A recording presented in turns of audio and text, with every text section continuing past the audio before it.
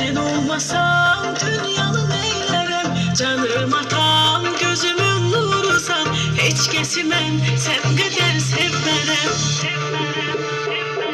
Gönlüm senin gözyaşı var, takat getirmez. Dünya senin kimi dayak, rahat getirmez. Kurban olum ki koymadın, çetin günler görem. Senin kimi bir dağı atacağım görmerem. Ata senin kadanım, verdin canıma. Mehebbetin senin ata, karışıp kanma. Dillerine kurban olum, benim için ağardı.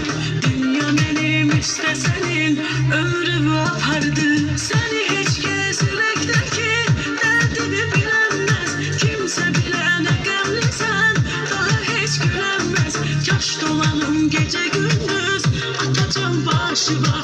Melhem olam keşke senin, gemli gözyaşı var.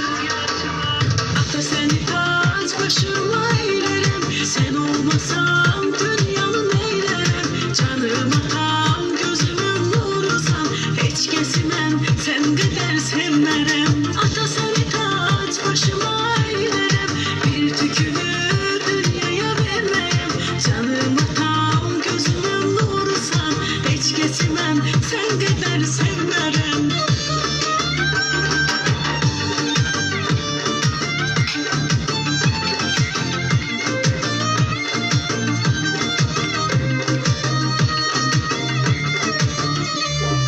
Adın ezber senin ata, her zaman dilimde. Ömrü sana pay ederdim, olsaydı elimde.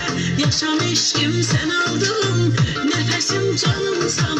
Aziz atam ne yaxşı ki, dünyada varımsan. Seni hiç kesinlikteki derdimi bilenmez. Kimse bilene gemlisen, daha hiç gülenmez. Yaş dolanım gece gündüz, atacağım başıma. Melhem olan keşke senin, gemli gözyaşı var. Ata seni taç başıma eylerim. Sen olmasan dünyanın eylerim. Canım atam, gözümün nurusan. Hiç kesimem, sen kadar sevmerem. Ata seni taç başıma eylerim. Bir tükünü dünyaya vermem.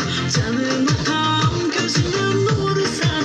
Hiç kesimem, sen kadar sevmerem. Ata seni taç başıma eylerim. Sen olmasan dünyanın eylerim. Canım atam, gözümün nurusan. Hiç kesimem, sen kadar sevmerem. Ata seni taç başıma